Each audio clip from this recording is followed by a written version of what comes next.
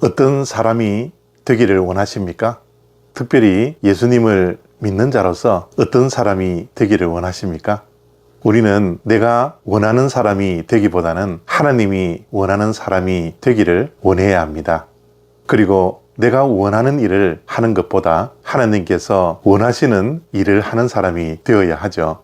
우리 믿는 이들에게는 인생의 주권이 나에게 있지 않습니다. 우리의 주권은 하나님께 있습니다.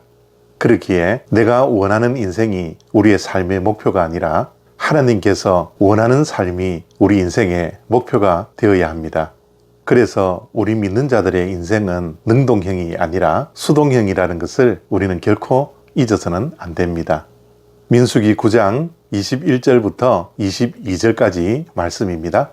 혹시 구름이 저녁부터 아침까지 있다가 아침에 그 구름이 떠오를 때에는 그들이 행진하였고, 구름이 밤낮 있다가 떠오르면 곧 행진하였으며, 이틀이든지 한 달이든지 1년이든지 구름이 성막 위에 머물러 있을 동안에는 이스라엘 자손이 진영에 머물고 행진하지 아니하다가 떠오르면 행진하였으니 아멘.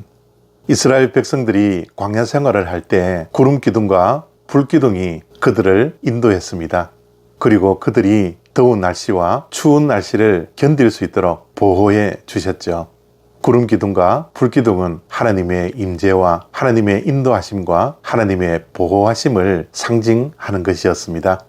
눈에 보이지 않는 하나님께서 이스라엘 백성들에게 가시적으로 함께하고 있고 인도하고 있고 보호하신다라는 것을 구름 기둥과 불 기둥으로 가시적으로 보여주셨던 것입니다.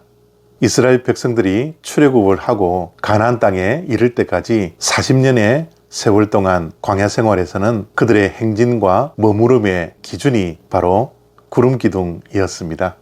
구름이 머물면 걸어가던 길을 멈추어야 했고, 구름이 떠오르면 그들은 행진했던 것입니다. 그래서 이스라엘 백성들의 시선은 늘 구름에 있었던 것입니다. 왜냐하면 구름이 때로는 이틀 머물 때도 있었고, 때로는 한 달, 때로는 1년 동안 머물게 했던 것입니다. 불규칙적이죠? 규칙적이라면 그들은 시간을 재면 됩니다. 규칙적으로 얼마 동안의 시간이 지나면 그들이 떠날 준비를 하면 되었죠. 그래서 그들의 시선은 시계에 있었을 것입니다. 그러나 구름 기둥이 떠오르고 머무르는 것은 정말 불규칙적이었습니다. 그래서 그들은 구름만 바라보아야 합니다. 구름이 머무는지 구름이 떠오르는지 그들의 시선은 늘 구름에만 있어야 했습니다. 그래서 항상 그들의 시선이 하나님의 임재의 상징이었던, 그리고 인도의 상징이었던 구름에만 머물러 있어야 했습니다. 그렇기에 이스라엘 백성들이 광야 생활을 하는 동안 하나님을 위해서 많은 일을 했던 것이 아니죠. 큰 일을 한 것도 아닙니다. 광야 생활 동안에는 그들이 일을 하는 것이 아니라 시선이 하나님께 고정되어 하나님을 바라보는 것이 그들의 일상생활이었습니다. 1년 동안 구름이 머물러 있으면 얼마나 답답했겠습니까? 하루라도 더 빨리 건너가 하나님께서 약속하신 가나안 땅을 밟아야 하는데 1년이나 머물러 있으면 얼마나 답답했겠습니까? 또한 얼마나 짜증났겠습니까? 그러나 그들은 믿음으로 하나님을 바라보았습니다. 답답해하지도 않고 짜증내지도 않고 구름 기둥이 언제 떠오르느냐, 그 구름 기둥을 바라만 볼 뿐이었습니다. 그래서 구름이 떠오르면 그들은 앞으로 행진했던 것이지요. 우리의 신앙생활도 마찬가지입니다. 우리가 이 땅에서 어떤 일을 하는가, 어떤 사람이 되는가, 그것은 하나님의 시선에서는 중요하지 않습니다. 하나님의 시선은 우리가 얼마나 하나님을 믿음으로 바라보고 있느냐, 그것이 하나님의 시선에서는 중요한 것이죠. 답답하다고 짜증스럽다고 구름 기둥이 떠오르지 않았을 때 그들의 마음대로 움직이지 않았습니다.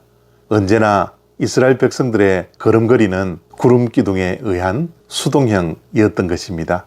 오늘날 구름 기둥과 불 기둥이 무엇입니까? 우리를 인도하고 보호해 주시는 것이 무엇입니까? 바로 하나님의 말씀입니다.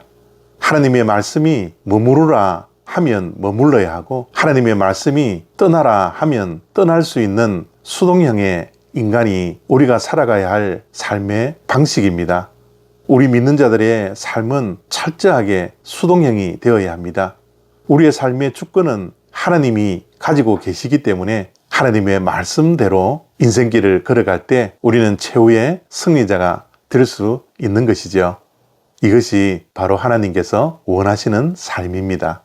우리의 모든 일상 생활 가운데 내가 원하는 삶을 살기 위해서 능동적으로 살아가는 인생이 아니라 하나님께서 원하시는 삶을 살기 위하여 수동적으로 말씀에 귀를 기울이며 말씀을 바라보며 머물고 행진할 수 있는 저와 여러분들의 복된 인생이 다 되어지기를 축복합니다. 감사합니다.